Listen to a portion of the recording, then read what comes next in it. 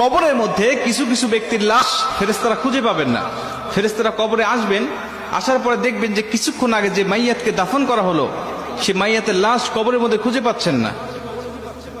আল্লাহ রাসূল সাল্লাল্লাহু আলাইহি সাল্লাম বলেন, বুখারীর বর্ণনায় আসছে যে মাইয়াতকে যখন দাফন করে আত্মীয় স্বজনরা চলে যায়, 40 কদম দূরে যাওয়ার পরেই 40 কদম দূরে যাওয়ার পরেই তার কবরে ফেরেশতার আগমন হয়। দুইজন ফেরেশতা তার কবরে আসে।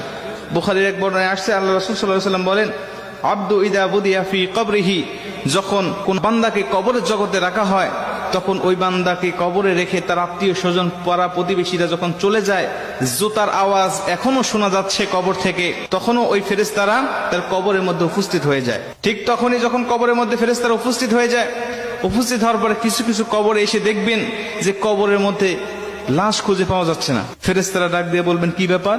কিছুক্ষণ আগে একজন ব্যক্তির লাশ রাখা হলো, লাশটা গেল কোথায়? তারা তাকিয়ে দেখে যে বিশাল আকৃতির একটা পাখি কবরের মধ্যে শুয়ে আছে বা দাঁড়িয়ে আছে বা বসে আছে।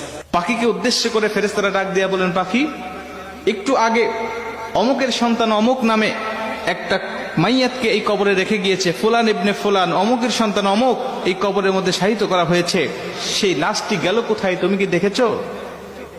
পাখিটি ডাক দিয়ে বলবেন, হ্যাঁ আমি দেখেছি। কোথায়? বললেন, সে আমার ডানার তলে ঘুমাচ্ছে, আরামের ঘুম, প্রশান্তির ঘুম দিয়েছে, আমি তাকে কবর থেকে জাগ্রত করব না।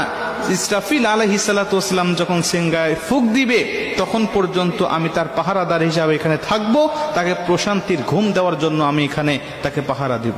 মুসলমান ভাইরা আমার, ফেরেশতারাই পাখিকে ডাক দেয়া বলবেন, পাখি রে, ওই ব্যক্তিকে একটু বের করে দাও, আমরা তাকে শুধু 3টা প্রশ্ন করে চলে যাব। 3টা প্রশ্নের উত্তর যদি দিতে পারে তাহলে তুমি তাকে আরামের ঘুম, প্রশান্তির ঘুম তুমি তাকে পেরে রাখবে।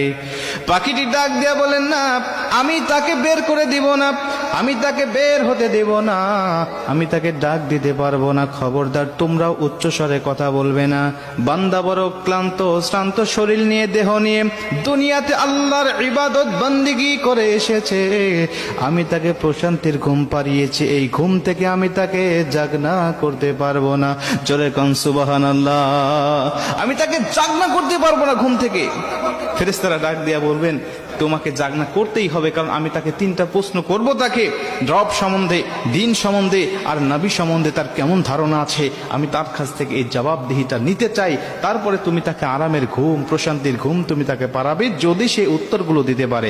আর যদি না দিতে পারে তাহলে তার কবরটা হবে জাহান্নাম, জাহান্নামের গর্ত, তাকে জাহান্নামের বিভিন্ন আযাবগুলো ভক্ষণ করতে হবে।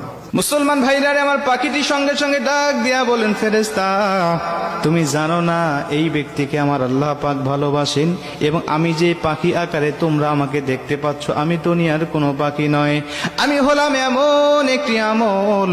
দুনিয়ার জমিনে বান্দা যত কোরআন তেলাওয়াত করেছে, দুনিয়ার জমিনে নামাজের মধ্যে বান্দা কোরআন তেলাওয়াত করেছে, দুনিয়ার জমিনে বান্দা আল্লাহর জিকির করেছে, দুনিয়ার জমিনে তাহাজ্জুদে আমাকে তেলাওয়াত করেছে, দুনিয়ার জমিনে বান্দা সর্বসময় আমার তেলাওয়াত করেছে, ঈশার নামাজের পরে বান্দা আমার সূরা মুলুক তেলাওয়াত করেছে, ফজরের নামাজের পরে বান্দা আমার সূরা ইয়াসিন তেলাওয়াত করেছে, মাগরিবের নামাজের পরে আমার সূরা ওয়াকিয়া তেলাওয়াত করেছে। বিভিন্ন সময় সে আমাকে নিয়ে পড়েছিল, আমি কোরআন দিয়ে পারিবারিক জীবন, সামাজিক জীবন, রাষ্ট্রীয় জীবন সে পরিচালনা করেছে। এজন্য আমি কোরআন তাকে আজকে এই কঠিন মুসিবতে একা রেখে যাব না।